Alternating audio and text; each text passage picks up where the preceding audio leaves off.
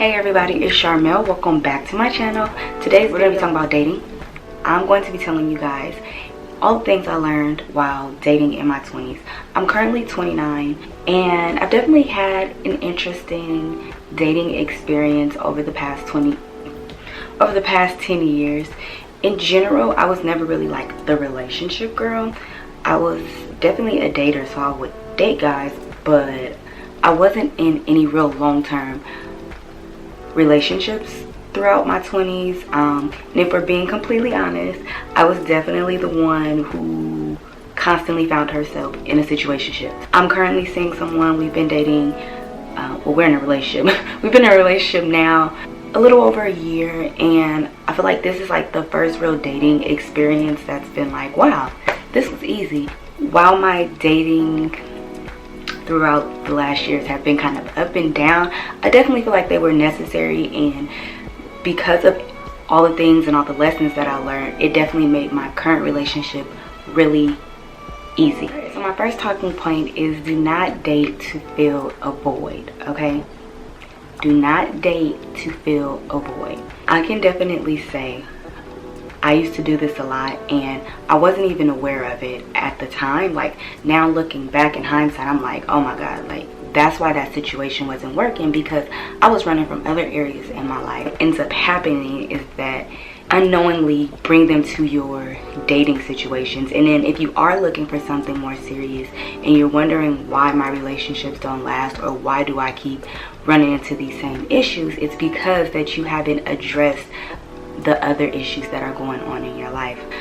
Me and my boyfriend, we actually met in like the beginning of 2018, but we didn't start dating until the end of 2018. And I tell him all the time, like, I'm so happy that we didn't actually date, because the Charmel that he knows now was not the same Charmel that he met back then. Again, just be intentional about the reasons why you're dating. Is it just to have fun? Is it because I'm lonely? Like, I feel like it's easier to find suitable dating partners once you are aware of your intentions when it comes to dating. So the next thing I want to talk about is chemistry versus compatibility. Is that how you say it? My brain is hurting. So basically we're going to talk about having chemistry with someone versus being compatible with someone. And I feel like people like kind of use the two interchangeably, and they're really not the same. Because of that, I'm going to start with some definitions. So chemistry is defined as the complex emotional or psychological interactions between two people. And compatible is defined as of two things able to exist or occur together without conflict. So chemistry is definitely, it's emotional. It's based on feelings. You know, you ever have somebody who's like, you know, you just vibe, like, but that's what I'm saying. You know, when you just vibe with somebody and you can't really explain why, I feel like that's the chemistry aspect. I personally think that they're both important. Like, when I think about a long-term partner, I definitely want to have chemistry with that person. However, as I get older, I think people underestimate how important it is to be compatible with somebody. Like, even though we may like each other, we may vibe with each other, like we may have that connection, if we're not able to live harmoniously, then it's always going to be conflict. Like, for me, I'm a very scheduled person, okay? And I know for a fact that I could not date like a free spirit, a go with the flow type of person. No matter how well we vibe, if our lives are like just too opposite of each other, like, you're gonna get on each other's nerves. I know, it's so easy to get consumed by the chemistry aspect of dating, because, don't quote me, but like happiness, our emotions and stuff, they trigger little things in our brains. I felt chemistry twice, so I'm gonna explain this the best that I can. When you think about like happiness, when you think about a moment that makes you happy, it triggers, I want to say it's called endorphins in our brain, and basically whatever those hormones and endorphins that are released in our head, they're basically the same type of chemicals that get released when you get high from doing drugs or drinking. Like, there's pretty much the exact same thing. And so that's why a lot of people find themselves in situationships is because initially you do vibe with somebody, you do have that initial chemistry and you guys like each other, but once things start going on and you kind of start seeing the habits of a person, you start seeing how a person really lives their life the longer that you deal with them, and that's when you start to notice where you're not really compatible in certain areas, and then that's when the tension starts. However, just like addicts do drugs, and like when they're not high, they're trying to get high again because they want those chemicals and all those feelings to be in their brain and feel good again. It's the same thing with relationships.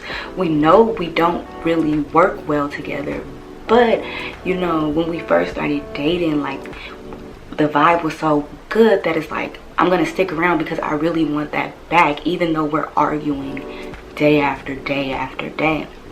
And again, I dated this person. Oh, I'm just so happy that's over with. I dated this one guy, and initially when we first met, like everything was good.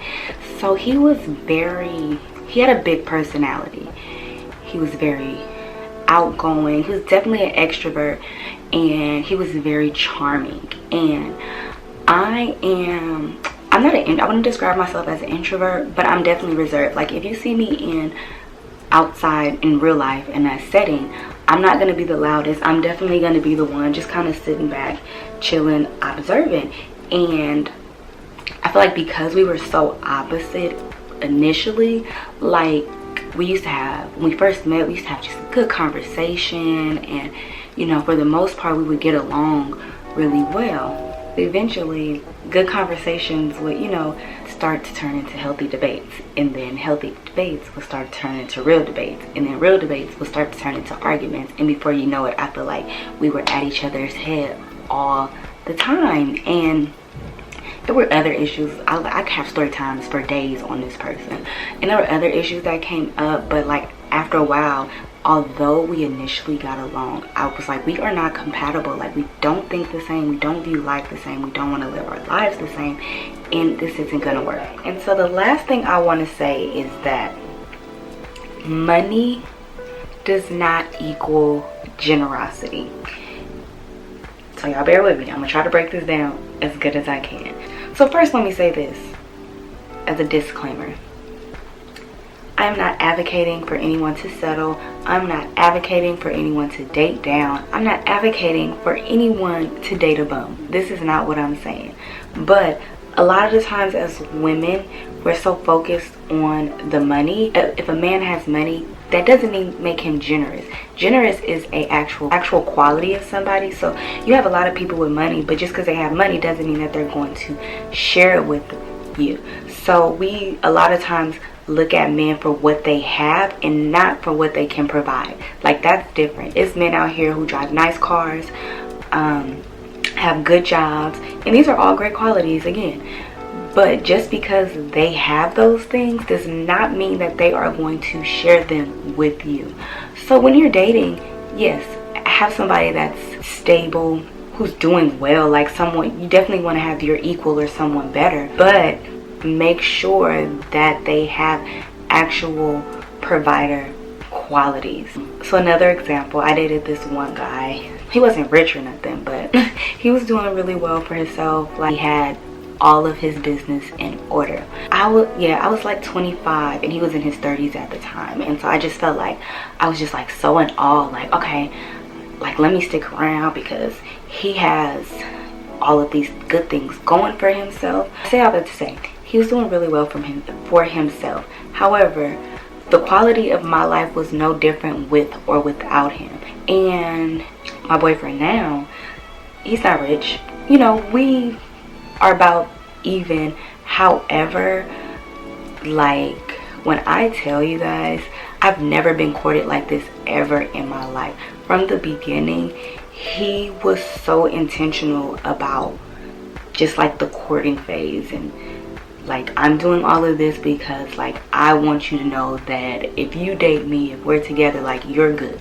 And he didn't have to say it, he just showed it through his actions. Like for the first 7 months of dating, we would have date night at least once a week. He would come and pick me up, open car doors. Like, I wouldn't have to pay for anything. I wouldn't have to drive. Even now, like, I can have the smallest inconvenience and he was like, well, do you want me to go do XYZ? Do you want me to come? What do you need from me? Like, how can I help it? Like, what do you need me to do? Like, I don't even have to ask. When I look at the different type of relationships I've had with different guys over the time, like, it's definite. Like, men, aside from having money and having their own and having everything together, you definitely want to make sure that they just have that natural giving quality, because some men don't have that. Like, just because a man has money does not mean that he's gonna take care of you. And again, don't date down. That's not what I'm telling y'all. And I seen this tweet like sometime last year. The tweet said, the secret to what Lauren and Nipsey had, what Sierra and Russell have, is simple, but y'all don't want to listen. Date people who you like, who want to do stuff with you, and who are decent human beings. And honestly, like, I feel like a lot of times we put ourselves through more than we actually have to. Like, you know, when someone's treating you a way that you don't like, and a lot of times we just stay, and it's like, or what? Just stop staying around and wasting time in situations that you don't want to be in, and find someone who you like to do stuff with, and who are just overall good people. Compared to some of the other stuff that I used to put up with and deal with, I'm like, why was I making my life so hard? Why was I so stressed out in these situations when I didn't need to be? Like, I knew I didn't like this person. I knew these situations weren't working, but yet and still I chose to be in them instead of moving along. And once I really kind of let go, it was easy. But yeah, that's it. I just wanted to do something kind of fun and lighthearted, but I still wanted to make sure I gave y'all a little information. So thank you all for watching. Don't forget to like, comment, and subscribe. And also, I think the majority of my viewer demographic is around my age, so definitely let me know some of the things the biggest lessons you learned about dating in your 20s. And yeah, let's start a conversation down below. Thank you all for watching, and I'll see you guys next time.